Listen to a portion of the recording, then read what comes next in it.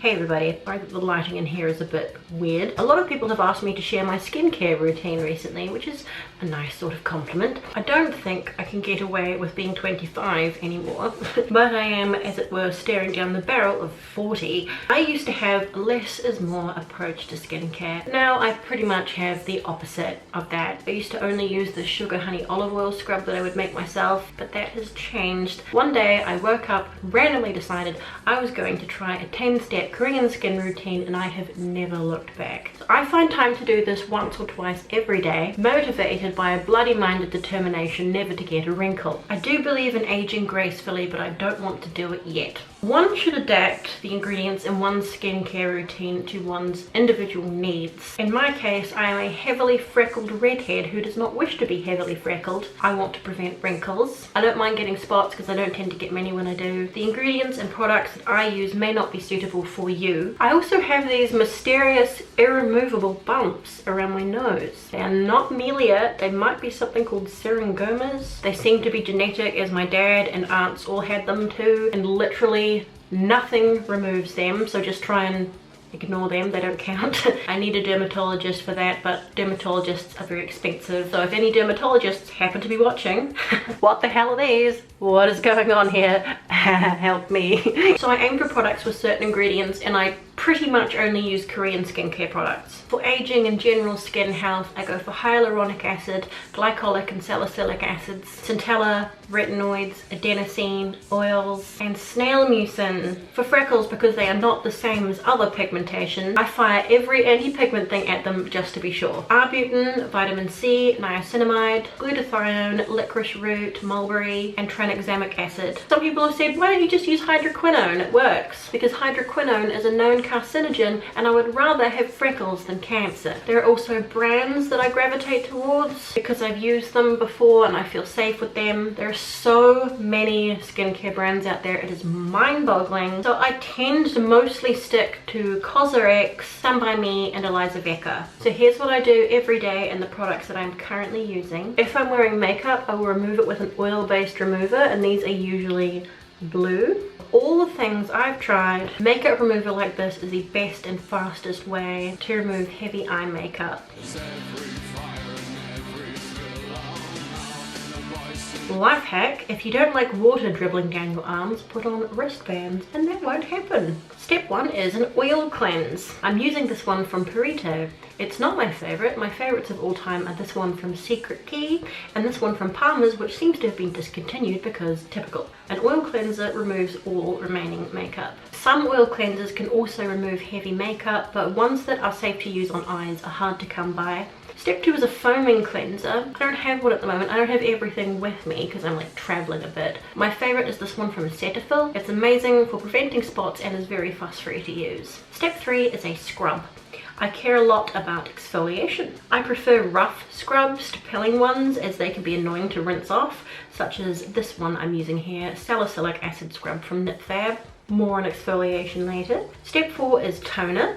I've tried loads of toners, but this Sun By Me toner I have come back to again and again. I'll usually put on toner with a cotton pad, but because this toner is quite expensive, a cotton pad means using more of it, so I'm just putting it straight on my hands. It's crammed with ingredients I like and has a fresh, somewhat clinical scent. Step 5 is essences. I use 2, both are from Cosrx. One is hyaluronic acid essence, the other is snail mucin. They are my holy grails and I never skip this step. When I'm putting it on, I try to prioritize the parts of my face that are most likely to wrinkle, around the eyes and smile lines, etc. And the neck.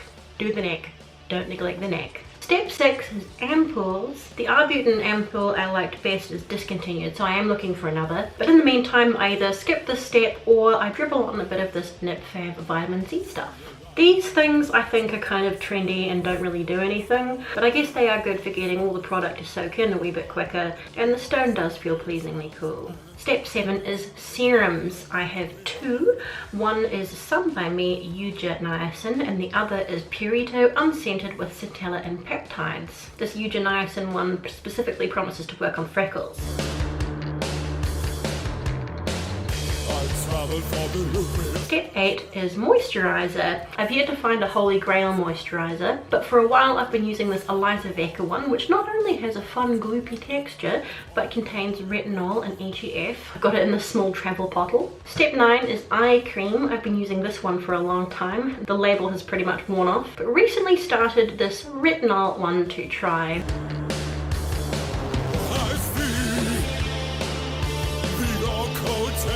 Step 10 depends on if it's day or night. For daytime, I do not go outside without sunscreen, whatever the weather. So step 10 is sunscreen. My no makeup face usually has this tinted one on, which works really nicely with my skin color. Otherwise, a colorless one if I'm wearing makeup.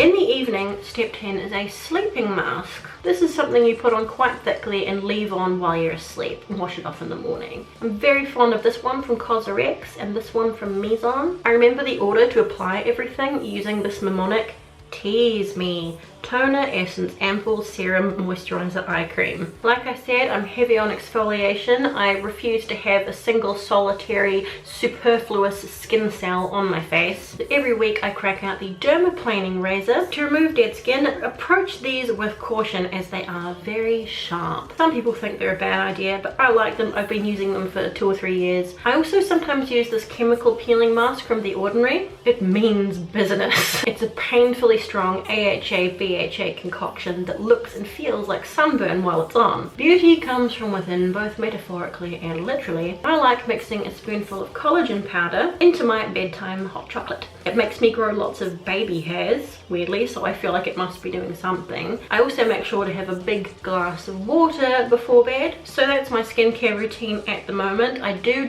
it every day. It's something I prioritize and I enjoy it. If it seems excessive, maybe it is. It doesn't make the skin wet and greasy like you'd expect. It depends on the products, but as long as they're applied in the right order, it's usually fine. Do you have a holy grail skincare product, something that you just cannot do without? And do you, or would you, go to the effort of applying more than 10 things to your face every day? I hope that has satiated those of you who have been wondering and asking what I do for my face. There is obviously more to it than just bathing in the blood of virgins to keep youthful. So as always, take care of yourself, be nice to each other. Thank you for watching, and I will see you next time. Bye!